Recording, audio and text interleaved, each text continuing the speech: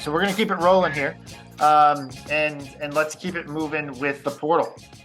So the off season, we talked a lot about Shaq, so we kind of covered that. That was and candidly, that was the only negative of the off season. Somehow, that was the only negative of the off season, because when we entered the off season versus Liberty, Willy, Rob, we had a podcast where we're just like,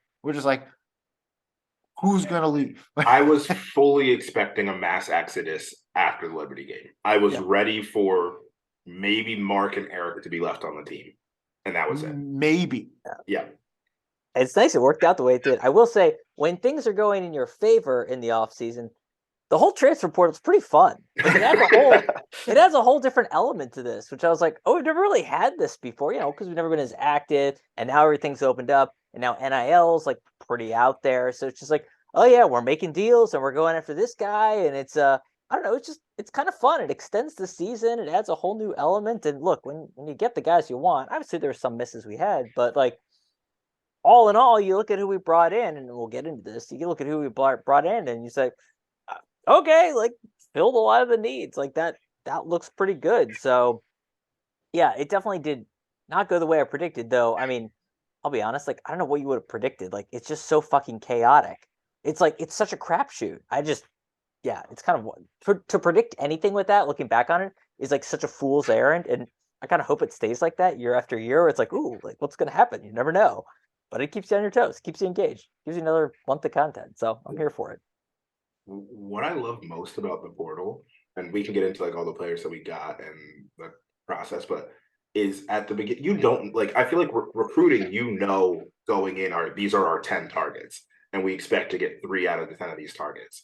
In the portal, you don't know until that tweet comes, and then it's immediately right after they're going there. So you're like, oh, we should target X, Y, and Z, but you don't know that it's going to happen. There's 45 other teams. Also, we saw the list that every player would tweet, or every Norlander or Paris would tweet. Arkansas was on every Arkansas is on every list, and there's a list of 30 teams that have reached out to someone. You have no clue what's going to happen, and for us to come out with, obviously on paper, but the team that we have come out with of the 4 transfers we have in TJ Bamba, Tyler Burton, Hakeem Hart, and Lance Ware, it's huge. This was absolutely huge. My praise goes to Kyle. It goes to the coaching staff. It goes to the boosters. And we're in position to roll. Thank you, Mr. Rhymes with Hopper. Hello. Very much appreciate you. Thank you. I think that's the biggest thing that stands out to me, is that Villanova's established itself as an elite NIL program, it seems. Yep. Which is something that people said a couple months ago, even smaller schools, non-football schools are going to struggle to be considered elite NIL programs. And I think Villanova has pretty much defied that. Now, Chris, as you said earlier, I think for the quote unquote boosters to stay supplying and stay supporting, they're going to need to see results on the court. Right. But I think the fact just that we can have established a top NIL program is pretty outstanding, and sort of sets a foundation. Add the Baker as the GM role, exactly, sort of moving and being very early on that trend, even if not the absolute first, right?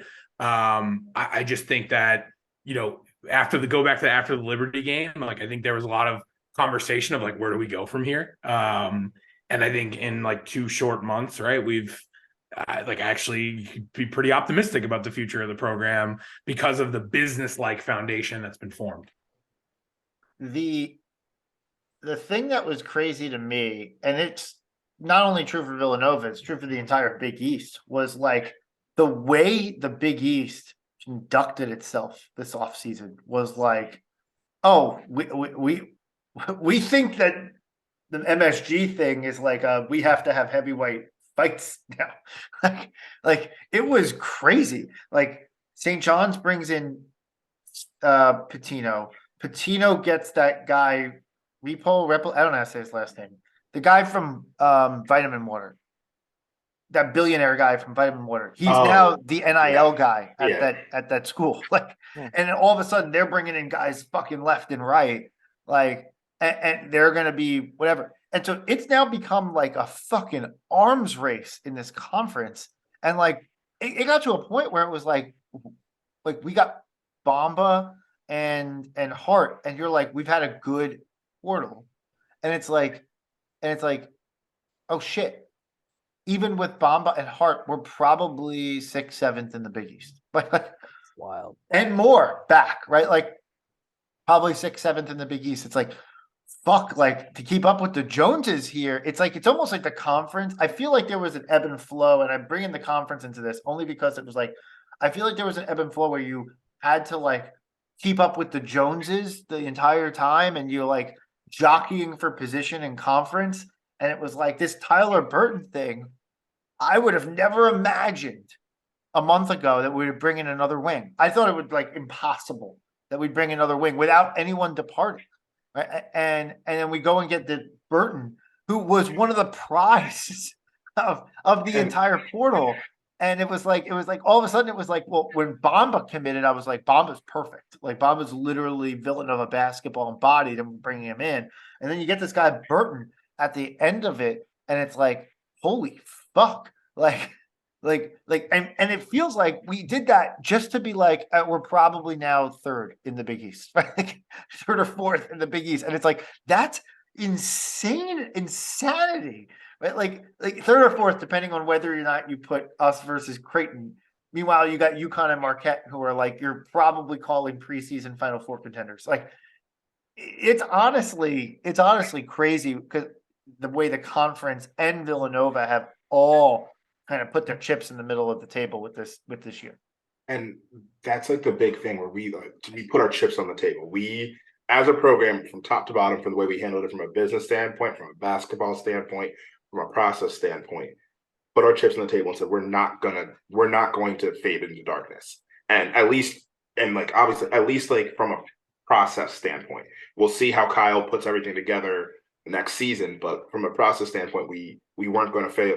We weren't going to let ourselves fail. And the one that really shocked me was, like, to your point, Bamba made sense when we got it. Hart made sense. Even Lance Ware, I was like, this all makes sense. Those all addressed needs. Not that Burton's not a need, but Burton was we had an extra scholarship left, which we have. I don't think we've ever under Jay had utilized all 13 scholarships.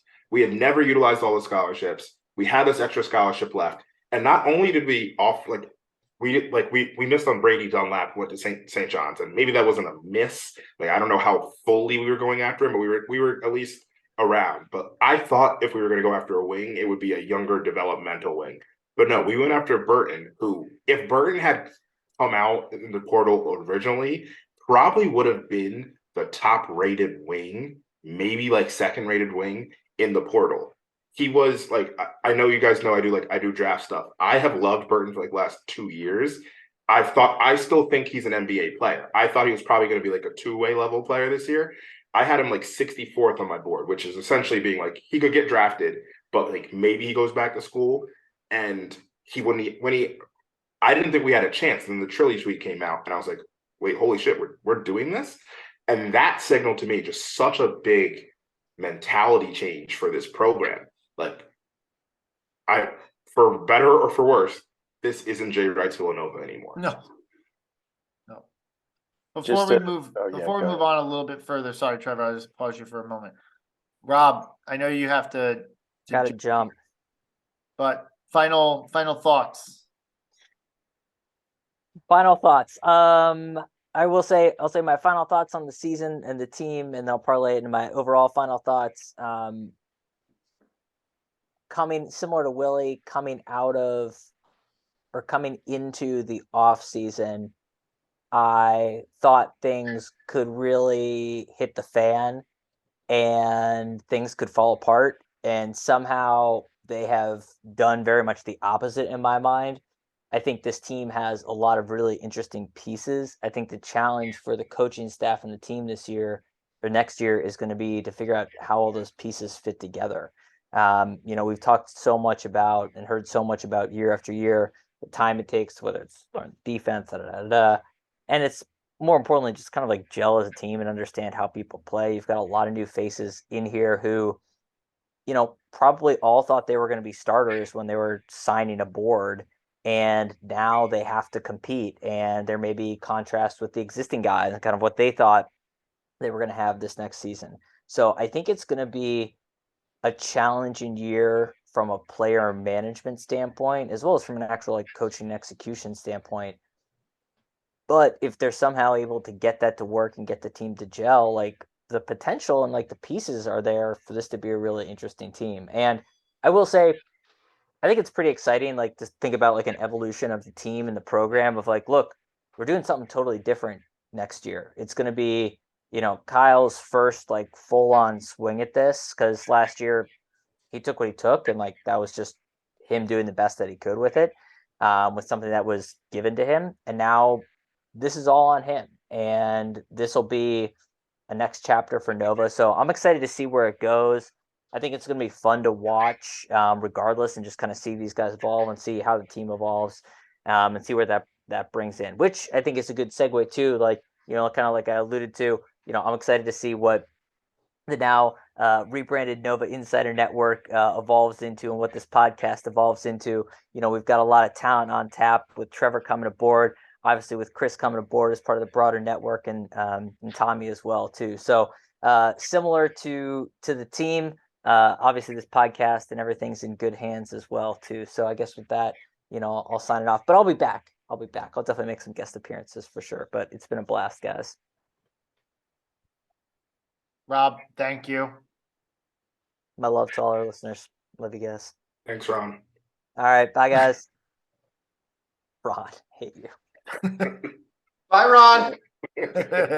Brian, you're the worst. Bye, guys. Yeah. My Oh, thank God he's gone. I thought he would never leave. My thoughts were kind of similar on the same line. Like, this is really great on paper, but it'll be really interesting to see how it looked. Like, it was the same thing going into last season. On paper, oh, this is great. Like, Cam wasn't hurt at the time. It was okay whenever Justin gets back, but this is all really great on paper. We've never had to manage a roster this deep before. Hopefully that becomes a good thing, and we can kind of do what didn't Marquette kind of run like 2 units almost, or which team am I thinking of that just they basically had like a starting 5 and then their next 5 that were just equally as UConn. it's probably UConn, yeah, that wagon. So on paper, great. I'm interested to see how it affects the guys that were already coming back. You think of like Trey and Nana, and how this affects Mark's playing time. You wanted him to develop and get the chance to develop. The older guys, it's like kind of we've seen some. Nana, I don't think has played a meaningful minute yet. So it'll just be interesting to see how these guys affect their development too. I mean, in theory, it's more guys in the gym that you're battling against and improving against every day, but we'll see. I don't know. I'm really, after last season, so like, let's just call a spade a spade. The way the last season played out, the team it became very obvious that there were personnel issues on the team that ran deeper than I think we understood going into the season. Right? Like I think there was a thought like some mix of Angelo Brizzi and Mark Armstrong, and maybe to a lesser extent Chris Archidiakono, could hold the fort enough point guard position until Moore came back. That was obviously stupid. Like it was obviously dumb, right? Like, and then obviously Trevor, you raised the point that like Cam Whitmore wasn't supposed to be hurt, but like he was hurt for the first 7-8 games. So like you kind of had these things that took place that really hurt the team from a personnel standpoint. And then in the middle of all that, Longino, who was arguably one of our better defenders, was hurt for a long swath of time. Moore comes back late, whatever. We all know kind of the personnel factors there. But the coaching staff also never made the whole greater than the sum of its parts. And I'm not certain that absent 3 or 4 games in February ever made the whole equal to the sum of its parts. Right? Like, so like we were pretty much on the like, don't be fucking nuts. Like, we're not firing Kyle. Like, don't even put him on that block. We got to be patient standpoint. 100%, because you can't ever expect a second-year head coach to match a Hall of Fame, right? Like, do I think Jay Wright would have made the tournament with last year's squad, everything else being the same? I think he probably finds a way, right? Like, you win 4 more games, 3, 4 more games, which doesn't sound like a lot on paper, but you flip our record into like a 20, 21 win season. I think he could probably get that done, right? But because Kyle didn't do that, right? Like, even with this portal season, I'm still kind of on like my minimum requirement is this team has to make the tournament. Like, has to make the tournament this year. Yeah. Like, Yep. and if it doesn't make the tournament, then I think then I think it like not only invites, but I think it's probably going to be very serious talking about Kyle on the hot seat. I like, and it's crazy to say that because to me, a college coach deserves 3, 4, 5, not even 3, 4, 5 years, like to get a recruiting class, get them in, whatever. But that's not how it works anymore with the portal. Right. Like the fact is that get old, stay old. We got old already. We're already old, like right now. Right. Like, and I understand that it takes time to get guys to gel and do things, whatever. But one of the things that impacts our freshmen is that we just expect an almost professional level of commitment to basketball at Villanova. That is what, like, I would say is the Villanova culture more than anything else is that we just don't like, we hate freshmen is like the joke, but it's not only that, it's really that we expect our players to conduct themselves in a professional manner the moment they step foot on campus, right? So to some degree, the transfers that are coming in, given how high level they are, probably are at that borderline professional level in terms of like being juniors, seniors, whatever. They've been around the block multiple times with D1 high-end D1 programs. They should be able to absorb that element relatively quickly. Now, how the whole thing comes together chemistry-wise on the court and gels is a different story. But when you look at the pieces of this puzzle, it's hard to come away with an expectation that is less than top 4 Big East round of 32 level thing. And I think a lot of my Twitter followers would say that's even low. But like candidly, like I have to handicap that for the fact that like Kyle did bring my expectations down last year. Just like point blank. Like my expectations are lower than they were because of the way, because of how last year went. Now, is there an argument to be made that last year's team personnel issue was so deep that he even got them to perform above that? Yeah, but I don't buy it. Right? Like I straight up don't buy that. Like to me, I think it's like Kyle needs to be able to Kyle needs to be able to get, if this team only performs at the level that is equal to the sum of their parts, this has to be a top 4, even as good as the Big East is. This has to be a top 4 Big East team. This has to be a round of 32 caliber team. And the only reason why I stop at round of 32 is because, as we've seen with Jay Wright, like tournament's a fucking crapshoot. So making the Sweet 16 is not guaranteed. What I wanted to add, and I'm doing the math here, the point about getting old and staying old, just to give an idea of how old we are, we have 5 players who are using their extra year of eligibility, whether it's COVID or whatever it is. There are 5 players who have technically graduated from undergrad and are playing.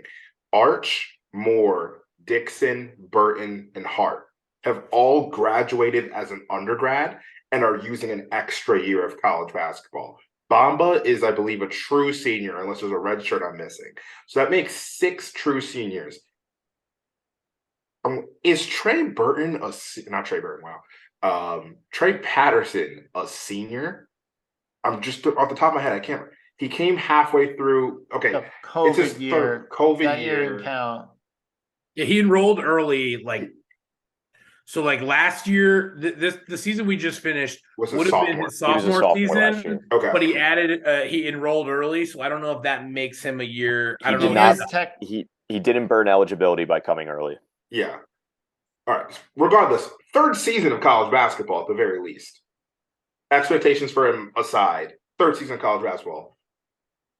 Not only are we old, they're experienced. All those people I just said all have played 4 or 5 years of college basketball. So like putting everything together, we have a mature team, we have an older team, put it together. And to your point about the hot seat, what I want to call out is we've already seen with how the boosters handled the portal that they're willing to shell out. So I think the level for I think the boosters' expectation, and by boosters I mean like the program, whatever you want to call it, the powers that be, it's going to be a little bit higher for Kyle because one, they've shelled out here, but two, I think we're seeing that like, hey, if Kyle doesn't meet expectations, we're just going to go get a coach who's going to be able to go do that. And I think we're seeing that we're more than capable of doing it. Maybe we keep it in-house with Baker or Ashley, but I kind of feel like if Kyle really does not work out, if this is not a great season this coming season, we're going to go say, knock on the door of schools to the south of us, schools to the north, and be like, we want you to come coach Villanova. It's a more money, more problems year. I don't know how to say it better than that. Like this is what Kyle's gonna have to deal with. Like, hey, here are all your toys, make them work. Like, you know what I mean? But what a blessing that like we're the segment is to talk about the transfer portal. The only argument I've seen that is in any way legitimate criticism is that they didn't get like a natural big. Yeah, they got Lance Ware, but they didn't get a natural big. But like throw that away. Like I don't know you could have expected Kyle Neptune and company to do any better than what was done in the transfer portal season. So issues with coaching performance on the court be what they may once we get into the season. If you're just looking at transfer portal season, it is like I think I don't know whether Chris it's A plus. Yeah, would I've loved a 7-footer? Of course I would. I would have loved that for the last 20 years. But just a phenomenal job to get us to the season with like real optimism, crazy toxic positivity land aside. You know what I mean? Yes, right. Like we could be positive without being toxically positive. Is your point? It's like the sky is not falling, which is crazy. And the last couple of years, like the last few seasons, it's like it hasn't necessarily been like super flashy offense. Last year it was like struggling to find buckets when we needed buckets. And like coming into this year, it's like, man, like how awesome is it if so many like guns on the roster? You know what I mean? Right. And it really just goes back to if this team doesn't perform. I just keep coming back to this. If we don't perform, if the results don't shake out in the court, I don't mean right away. I mean like in general, right? Like I've been around the block too many times to know, like that like even that Final Four team 2 years ago, like didn't win the big game in the first 2 months of the year, right? Like, and Chris, you know that well. We all went through that together. Where we're like, you lose these, so you win them in March or April. It was like I was like writing that 100 times on my mirror in the morning. You know what I mean? Like, yeah. But it was right. Like, if we lose a little bit in November, like I'm gonna have a little bit of patience for that, only because it will take time for this team to gel. But like, it should take time for this team to gel. But that's not an excuse to like not be really good, right? Like this team needs to be really, really good in order to at least put Kyle in a position where he can go out and recruit. One of our Twitter followers pointed out, he's like, I think Kyle needs to make the Sweet 16 this year. And he's like, my expectation on that front is not necessarily because I think it's a fair expectation, but because there is so much pressure because of this NIL and the booster thing that like he needs to make the Sweet 16 this year because it'll put enough of everybody at ease so that the hot seat conversation goes away, and then he can recruit actually freely going forward, which I thought was an interesting point. But like we're now, because of NIL, it's a weird situation where if the boosters keep the boosters shelled out a lot of money. The boosters could go to Father Peter, could go to Mark Jackson, right? Baker, and go, we're not going to shell out anymore unless you remove this coach. It's like a different level of say than has ever occurred before. And then it's like, then if you're Father Peter, then if you're Mark Jackson, you have to say to yourself,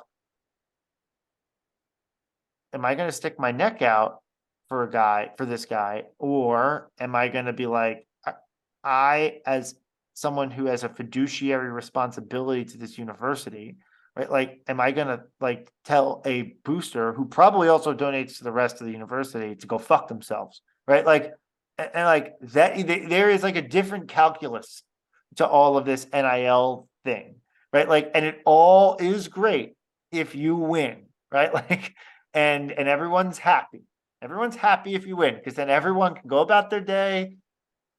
Mr. Rhymes with Hopper can keep writing those checks, and that's all good, and they're happy, and we're happy, and program's happy, and the university at writ large is happy, and everyone's good and hunky-dory. But if it doesn't work out, then it's like, is Kyle Neptune's job worth losing a donor to the university, right? Like that's at that level of caliber, right? Like, and it's just like there's like different levels of equations here that didn't exist before, that this NIL thing brings into the table. And Willy, we had a podcast earlier in the season where we talked about the NIL and what's in bounds now. Is TJ Bamba, just to use an example, is TJ Bamba above criticism because he's not just a college player who is like he's not just a college player who doesn't make any money, like he's making better money than I do most likely, and so it's just kind of it all just kind of invites all these questions that I think in the past we used to be able to kind of float around with the ease of like, I'm not going to criticize a guy because he's just a college kid not making any money. Like, and so like all those things come into play now as we kind of have this hyper NIL situation and this great transfer portal class. Like a lot of expectations come running in, and those expectations come with like teeth is kind of the point. I need to say that I think Sweet 16 or bust is a ridiculous take. I think that there's no chance of any coach movement if Villanova has an at-large bid to the NCAA tournament this year. I think that's like there's no world in which Nova makes the tournament and then we're talking about the Coach Neptune being worried for his job. I don't know. So this is I thought that, but then Chris's point, and this is what I think about it. I think Kyle needs to do something to prove it. And what I mean is like, all right, let's say it's not Sweet 16, but it's Big East regular season title or Big East conference tournament title. I think that's enough. But if we finish 5th in the Big East, losing the semifinals, are an 8 seed, and then losing the opening round, is that enough? That's where that conversation begins to happen. It could be. It depends on how the season goes. But that's where I'm like, you could see the seats may be warm. If that's an underperform, the seats may be warm there. I would agree with that just insofar as like there's definitely going to be a Twitter conversation. There's going to be a Twitter conversation going on no matter what. Yeah. There's definitely going to be a Twitter conversation. It's already a Twitter in that conversation. scenario you just laid out, Willy, I don't see there being like real university movement at that point. Yeah. But I agree with you that then is like, okay, next year we got to do better. We can't do this again. You know what I mean? But what if like a particular booster or four, right? Like, which is all it really takes, as we proved out with St. John's, just basically just says like, okay, see ya. Like, I'm good. Like, okay, then X, Y, and Z person transfers after this year. X, Y, and Z person doesn't come. We don't get certain guys in the portal, and then the team the following year sucks, right? Like it quickly death spirals, right? Like it is really like a weird situation. I agree with you, Chris, that like in most circumstances, I think an at-large, this is why I said minimum requirement. In most circumstances, an at-large bid probably gets the job done. But using Willy's example, let's just say the Big East is really good, like really, really good, right? Which it's projecting to be. And fourth or fifth in the Big East still gets you like a 4 or 5 seed in the NCAA tournament, right? Which is like kind of what UConn was at. I think UConn finished 4 or 5 in the Big East and got a 4 seed this past year. So it's not that crazy to suggest. And that team goes out and fucking gets like loses to like a Winthrop, right? Just to use an example of a 5-12 game that we played recently, loses to Winthrop in the first round, right? Like, and it comes on the heels of like a Kyle draws a play to throw a 40-foot heave by Eric Dixon at the end of the game, right? But I mean, it's happened to Virginia, right? This past year. So it's not like a crazy outcome to happen in the NCAA tournament. You finished 4th or 5th in the Big East, and you got a 4 or 5 seed, but fuck, you couldn't win a game in the NCAA tournament with like 7 or 8 seed lines. I could see a world in which the boosters have a fucking mutiny, right? It sounds nuts, but we're kind of in a different world now. Yeah, I don't know. I mean, I just think that there's no chance we have a coaching vacancy at this time next year if the team makes the tournament. Like, just no chance. Now, I tend We got our first take, maybe. to agree, but I like it. We do have a take. Trevor? I'm reading something about NIL right now. I'm sorry, one more time. All good. The point was like, is there a chance that we have a coaching vacancy if we make the NCAA tournament next year? I would hope not. Okay. I think making it is step one. It's hard to. I don't know. People are crazy. I agree with That's the Willy that if problem. it's like you make it and you underperform at that point, maybe the seat gets a little warm if the circumstances are like perfect storm enough. But there's just no. I mean, I don't want to hear it. I want to give the guy more time to develop as a coach. If he does this banging job with the transfer portal, gets The debate is whether the debate is not about if it's the right thing to do. The debate is if it will happen or not. It'll get warm. There'll be conversation about it. It just really depends on how the season goes. Honestly, like if that is a massive disappointment from the season, it'll get warm. I do think if we make the tournament, it's not going to happen, but the conversations there'll be people on VU Sports. There's going to be people in the comment sections being like, I don't know. I heard that, blah, blah, blah is not happy. But I don't think we make the tournament. I think it's fine at the end of the day. My attitude is you make the tournament and you lose in the first round, depending on how the season plays out. He is like, so it could oscillate a little bit, but like baseline, you make the tournament at large, whatever. I think he's safe, but he only makes the first round. I think the seat stays warm. I think he wins a game, and I think he's totally safe for at least a couple years. I think he wins 2 games, and then I think we're not having a conversation for a bit. Yep. Twitter might have a board with that, conversation, but yeah. like no one serious is having a conversation. If he takes next year's team to the Sweet 16, I don't think anyone of any seriousness is having any conversation. All right. We gotta move on a little bit. Look, we talked a lot of portal stuff. In the middle of all this, George Chalkovich did move on to the Buffalo job. We did touch on that a little bit earlier. Ashley Howard left Friends of Nova to come back to the program. To me, that's a really good move. One of my perspectives on last year was that Kyle needed a guy with head coaching experience. I didn't care what the head coaching experience really was. I just felt like he needed a guy with head coaching experience on the roster.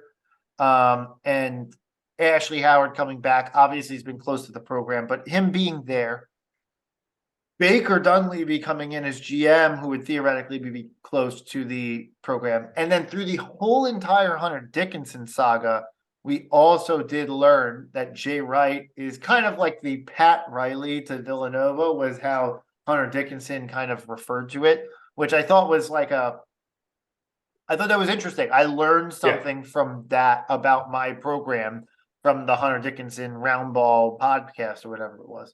So like that taught me a little bit more about Jay's influence. So like he's present. If obviously he's not running the show, but he's present. Factor in Baker, factor in Ashley. You have a lot of head coaching experience now that is supporting Kyle Neptune, which is, I think, on the coaching staff, the biggest missing piece. I long felt last year that when you brought Kyle in, who was like 37, 38 years old, you had George Halkovich, who's roughly my age. I think he was like 36, 37. You have Mike Nardi, who's a couple years older than me, he's probably Kyle Neptune's age. You had all these guys who were like Dwayne Anderson's my age, like all these guys who were like roughly the same age, kind of having to work together and have a hierarchy. And like I've been in corporate America long enough to know that doesn't exactly jive well, right? Like if you're of a certain age, right? And people like to say all the time, oh, you can be humble or whatever, and that's all great, whatever. But like if you're of a certain age, you have a certain level of experience, right? Like it's easy to look above you and a guy is not performing up to par relative to expectation and just be like, I could do better, right? And the moment that thought starts creeping into people's heads, it automatically becomes a issue, right? And then it's an issue for both sides, right? Like one side has to be humble, one side has to domineer, right? Like that's not the right word, but like one side has to like take control. And in addition to that, like so you kind of get that, like I call it better lack of a better word, like a dick measuring contest of like basketball skill, right? Like or basketball coaching skill.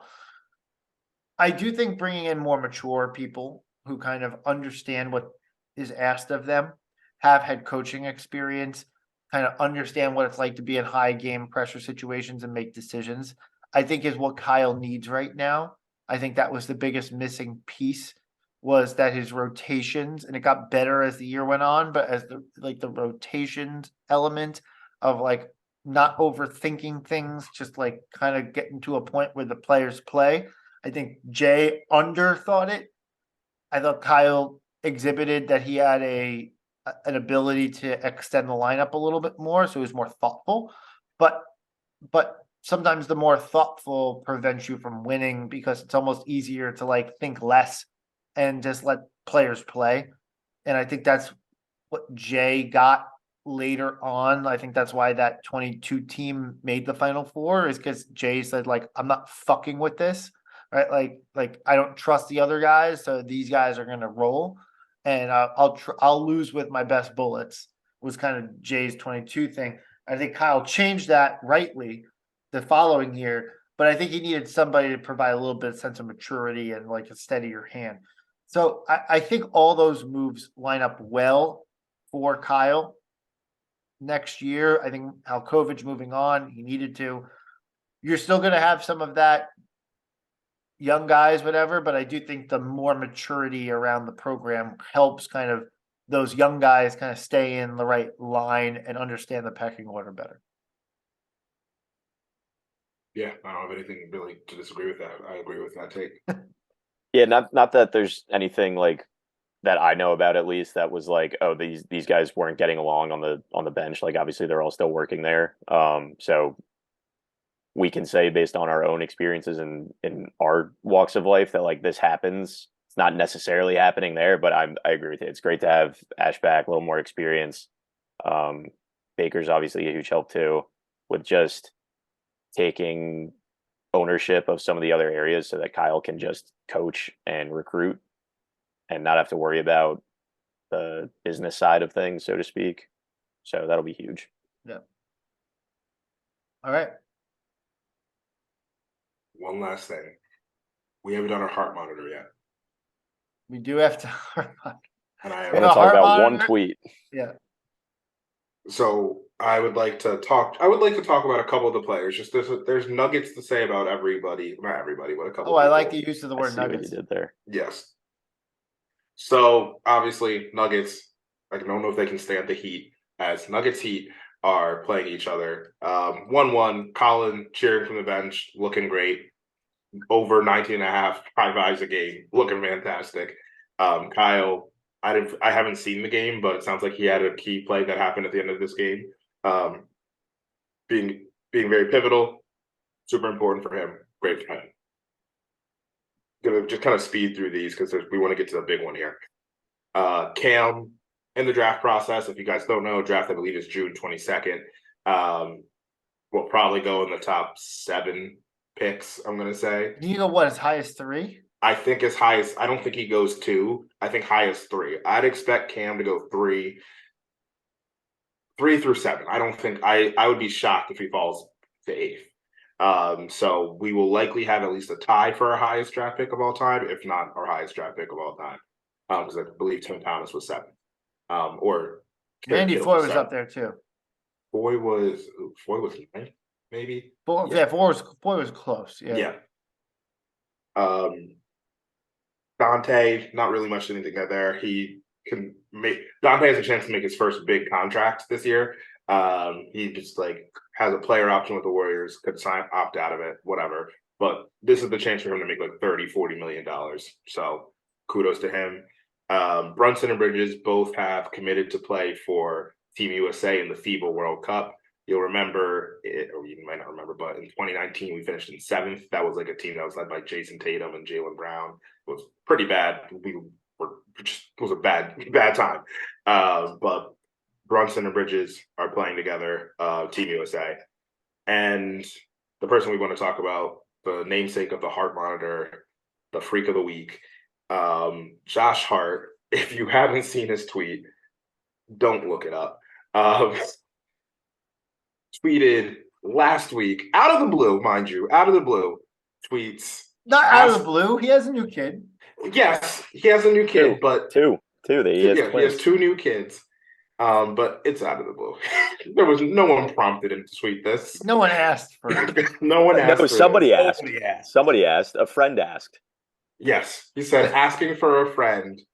I'm paraphrasing here, but we can get the actual wording of it. Have any of these new husbands tried their wife's breast milk? And what bothers me so much new about dads. it, Important clarification. New dads. new dads, husbands. sorry. New dads. New dads, thank you.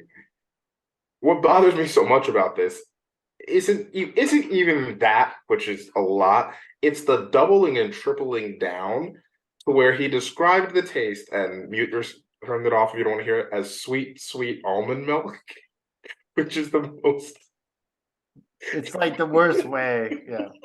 It's real disturbing. It's very disturbing. All right. He was invited to Stephen A. Smith's TV show or whatever it was, a podcast. And he just went. He kept on he stayed on the pedal.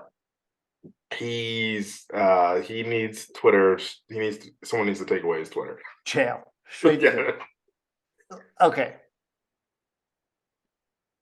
I personally, so I'm a dad. God. I personally have never done that. Chris, But- tread carefully. But what I can say is, having spoken to other dads, that it's at least a topic of conversation that's come up before. Yeah, That it's not doesn't like the mean craziest thing I've ever heard. yeah, you know what I that mean? doesn't You mean don't tweet it. that you tweet it. Don't tweet it. That stays between friends, not the internet. that. Yeah, And don't double down, don't triple down. You don't need to do all those things. Like, I think the comment here is that he could do less. Like, he could do less. I know less. And it's funny, it's because it's like I would never encourage him to do less when he's singing "Don't Stop Believing" on the bench, but like do less here. He has a history of just like ridiculous. Like he's the guy that's never heard of Google. He always is tweeting like, "Hey, does anyone know the answer to this basic question?" That Yep. you know, like he's unapologetically himself, which is we love him for it. But it's he definitely got noticed this week. Anyone know what time the Chipotle in Brooklyn closes? Exactly. That's Exactly. exactly. I don't know how to find that info otherwise. Oh boy. Now, look, I'm always a big Josh Hart supporter, as has been the case since the beginning of this podcast. Josh Hart is an open invite to come on the podcast, and I'd be happy to talk with him about the subject.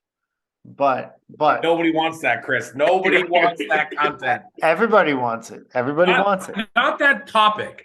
That guest, yes. And an open call to that guest, yes. Nobody wants that on the agenda. Father's Day episode idea. Oh God. Oh, Fucking- also, yeah, he has a chance to make like $80 million this year, so that'll be cool. Good for him. Yeah. Buy all the breast milk you want. New boosters for the NIL program. yeah. I don't think the issue is buying breast milk, Willie. I think that's the thing. I don't know. That's not the problem. It's self-made. If he was buying it, it's different. Yeah. Yeah. If he was buying it, then I got a lot more questions. Yeah, right. But like, are you part of the Illuminati? Like, but anyway. So we got Hart. We have to hit Brunson just a tad. Just like, Oh yeah. what can you say? I mean, like Jalen Brunson. Like, here was a question that came up recently: is Jalen Brunson a point guard on a championship caliber team? Right? Like, if the Knicks were able to bring in the couple guys that they need to bring in, is he a point guard on a championship caliber team? I read that tweet recently, and I was like, what else does this guy have to fucking do Yeah. to prove it to anybody else? Completely. But people are still debating that. Like, people are like, oh, if you put Brunson on the Heat right now, is he like? And I'm If like, you put Brunson on the Heat are up 2-0 probably. yeah. I'm like, what are you talking about? Yeah, I don't know what else Jalen Brunson needs to do. Yeah. And the deal that he's on. Again, I felt like I was taking crazy pills when people were arguing that It's a declining deal. overpaid. That's actually why he's a championship point guard, because he's not making that much money.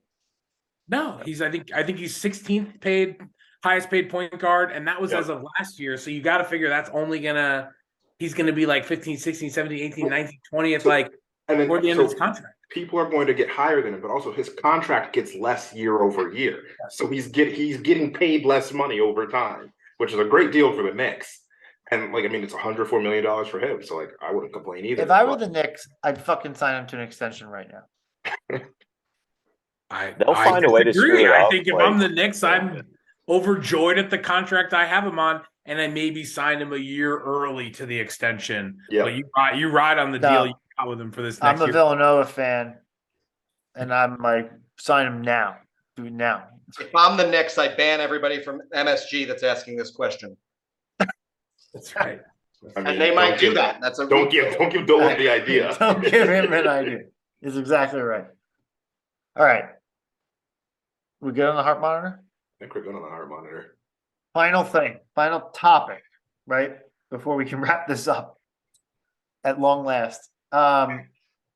Chris, obviously, tip time continuing on you're going into your fourth season? Fourth season. Yep. Love it. So obviously we're both been part of the Nova Insider Network over the last year. which was kind of like a, I don't want to, like a rented kind of name that we kind of worked out with Nova Insider or whatever. But the new news, and we released it on a press release, is that we actually acquired the license rights to both the Twitter feed and the Instagram feed and whatever else social accounts that they have, along with the branding, to be the Nova Insider Network.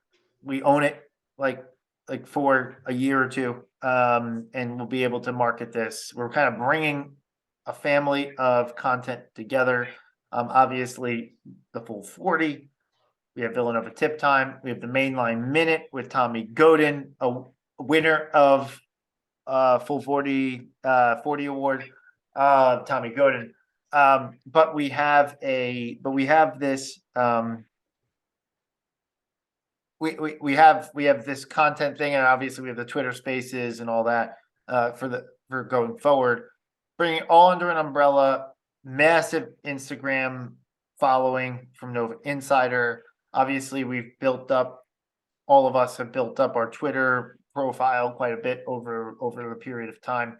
So like, we're really trying to bring this all to bear in like a cohesive manner going forward. So stay on the lookout. We're gonna toil throughout the summer at this, but Chris, I just wanted to get kind of interview you, if I could, for a moment. If you could tell us some of the things that you've done over the last few years that you're bringing to the table. I'm going to bring the streaming piece to that too. That's part of what I'm looking for you to answer. But beyond that, like, tell us a little bit more about your relationship here and kind of where you see this going forward. Yeah, thanks, Chris. Well, first of all, thanks guys for having me on this episode. I know the 40s episode is a big one, and I know also the official changing of the guard from Rob to Trevor. So Trevor, I just slid into your DMs and I said, glad good Big night for me. Good to finally meet you, etc.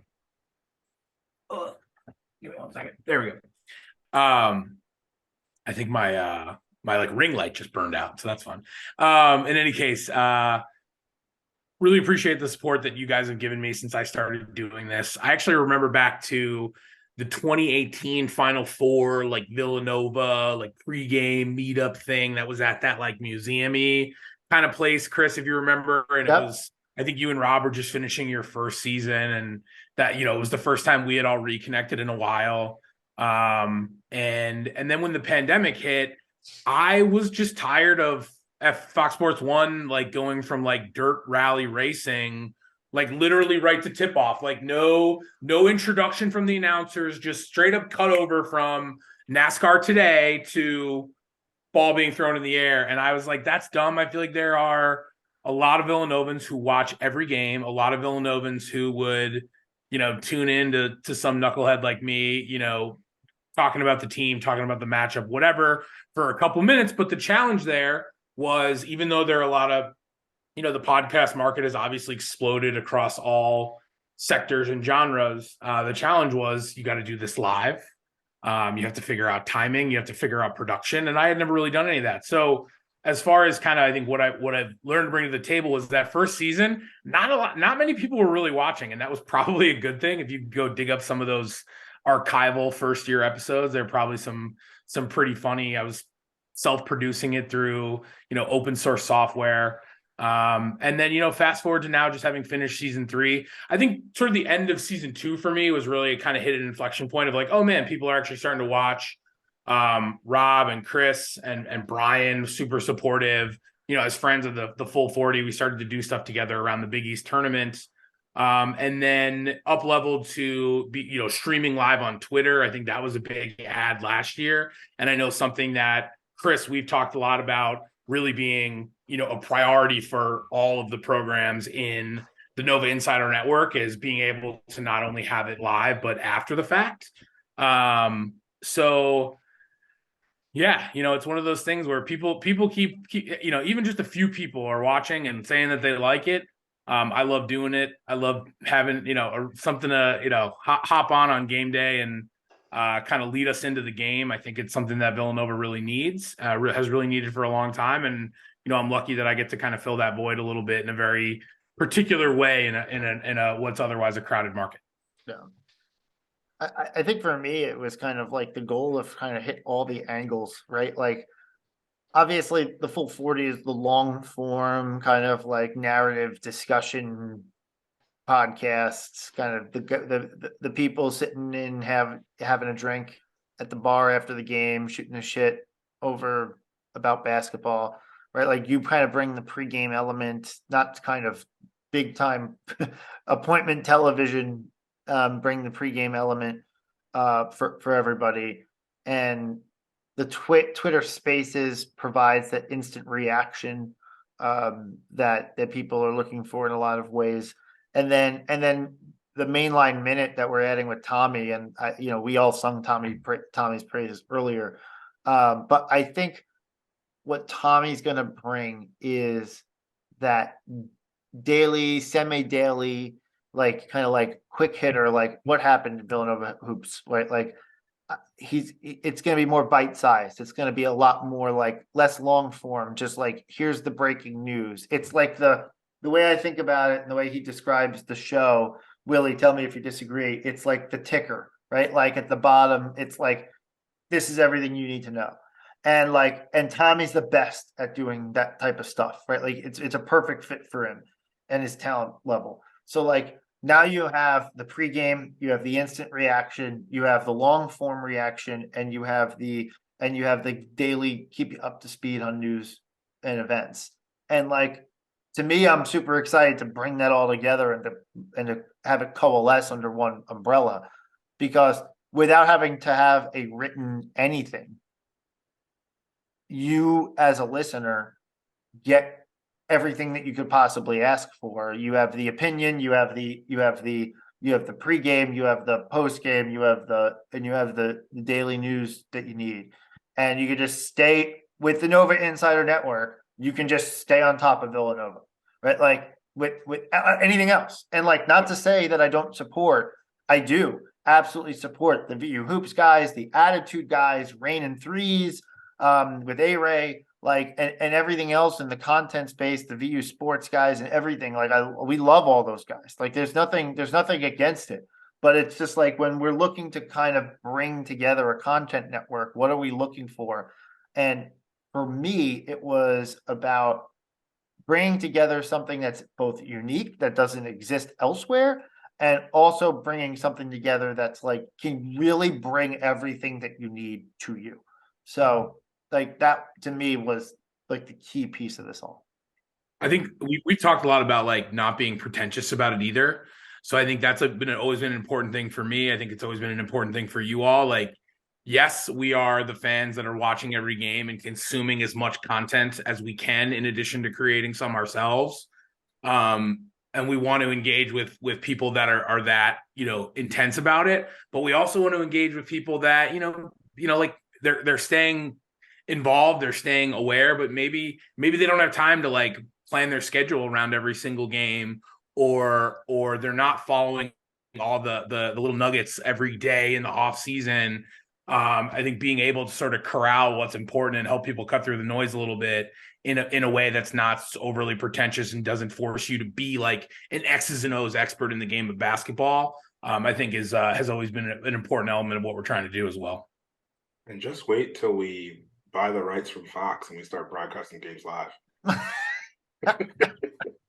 I just wish I could figure out a way to hijack the pregame feed. Like, just give it to me. I'll do it. I'll do such a good job with it. Like, it'll be so much better than the daily NASCAR, like 5:30 Eastern PM show leading into big time Big East matchups is just an insane program. It's wild. It's a choice. I like watching the choice. It's somebody's making and authorizing that as a choice. I like watching the go-karts though, like the NASCAR, whatever, but the go-karts that go over the monster track with the dirt. That's cool. So I don't want them to cancel that. And there are Villanovans out there that are watching like the last couple minutes of go-kart racing. And I at least if they're doing that, I at least hope they don't know who I am yet, because that would just be too crushing to my ego. If they're like, Notaro or the go-karts? Go-karts. From Tommy Boy, yeah. Yeah, Gladiator. Gladiators or the news? The other thing, I'm really excited about the format that Tommy G is going to be bringing, like with the quick hitters. I think it'll give more of the nuggets and the insights. And we've all mentioned it, but the track that Tommy's on and sort of the kind of the old school sports journalism vibe to how he conducts his business, I think is going to bring a lot of unique insight to the content across all of these shows. As I'm sure you'll have him as a guest. I'm sure I'll have him as a guest. But I'm excited for that like unique and legitimate press row insight that he's going to bring to the table as well. I love it. All right. This might be the longest episode ever. So I think we need to put it to bed. It's downhill from here for me. Yeah. At this point, I haven't even poured a new glass of whiskey in like 45 minutes. But with all that said, obviously, huge thanks to everybody. Brian, applause to you. Thank you again for another great season. Rachel wasn't able to make it tonight, but again, kudos to her. We thank and applaud Rob and salute Rob on his absolute incredible effort as a co-host here, as one of my best friends for years on end. But really, more than anything else, really appreciate you guys as listeners. Obviously, as the off season hits, we get a little bit less consistent with our content. We're going to work on trying to find something over the summer, but be patient with us. We're going to try and bring this business, and I'm calling it business with air quotes, but like we're going to try and bring this business together a little bit and get right as we enter season 7 of the podcast. So really appreciate it. Stay tuned with the Nova Insider Network going forward. We're very excited about what's to come. Thank you, everybody, for listening. And as always, let's go Nova.